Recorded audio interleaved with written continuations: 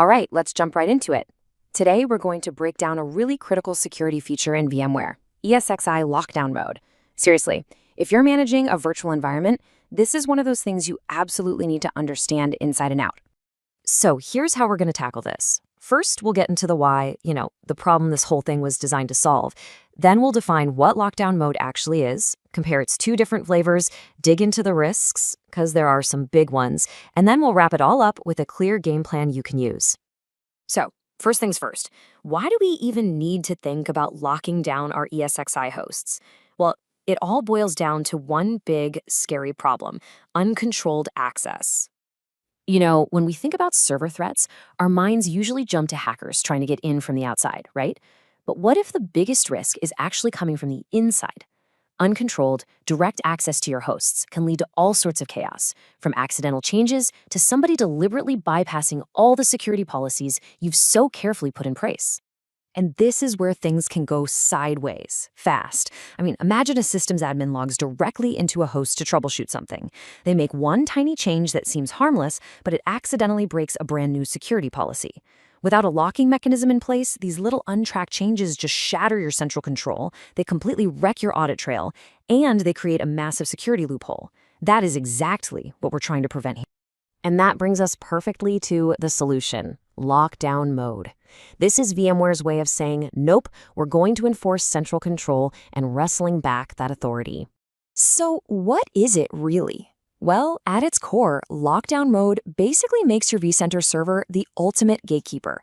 It becomes the one and only gateway for getting any administrative work done.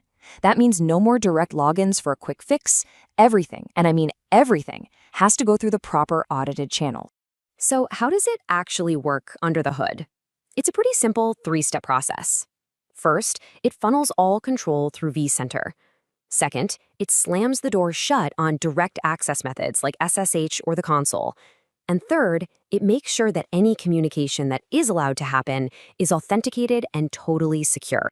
And this is the secret sauce for that secure authentication. There's this special non-human account called VPX User, and it's the trusted agent that manages all the communication between vCenter and the host. It ensures every command is legit and is for sure coming from your central management server. Okay, now we get to the practical part, where you actually have to make a choice. See, lockdown mode isn't just a simple on-off switch. It comes in two very distinct flavors: normal and strict. I love this analogy because it makes the difference crystal clear. Think of normal mode as a high-security building. Every single day, everyone has to enter through the main lobby, which is our vCenter. But a few trusted people, we'll call them exception users, have an emergency key to a side door just in case. Now, strict mode. Oh, in strict mode, they have literally welded that side door shut. There are no emergency keys. The only way in is through the main lobby. No exceptions, period. And this table here breaks it down in more technical terms. You can see in normal mode, those exception users can still get direct access through the console or SSH if there's an emergency. But look at strict mode. Disabled. Disabled. They cannot log in directly. It's a complete shutdown. But that last row, man, that's the most important detail here. The dependency on vCenter goes from just high to absolute. So, what's the verdict? Which one should you actually use? Well, for the vast majority of environments, normal mode is the way to go. It gives you that really strong central control while still leaving you an essential break glass in case of emergency backdoor. And that is just a very smart safety net to have. Okay, but it's not all sunshine and rainbows. We have to talk about the catch. Because like any really powerful security feature, turning on lockdown mode, especially strict mode, comes with some serious trade-offs that you have to understand.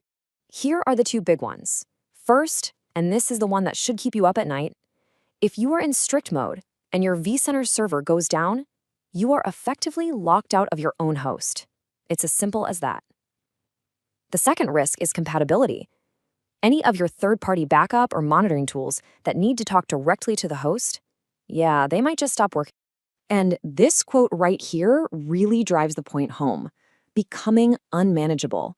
That's a terrifying word in the world of IT. It could mean you're just stuck, completely helpless until vCenter comes back online, or in a true worst-case scenario, you might have to completely rebuild that host from scratch. This is the number one reason you have to be so careful with strict mode. Okay, let's pull all of this together. How do you take this information and build a smart, actionable lockdown strategy for your own environment? Here is your playbook. 4 simple steps.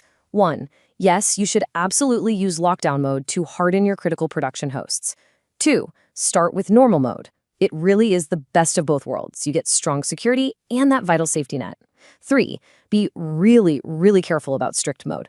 Only even consider it if your vCenter is highly available and you've had a serious conversation about and accepted the lockout risk. And 4, and this is crucial, always, always, always check your third-party tools before you flip the switch. And this brings us to the key question, the main takeaway from all of this. You see, the most restrictive option isn't automatically the strongest one. True security is all about finding the right balance for your specific needs. So as you go back and look at your own setup, ask yourself this: is your security plan truly strong, or is it just strict?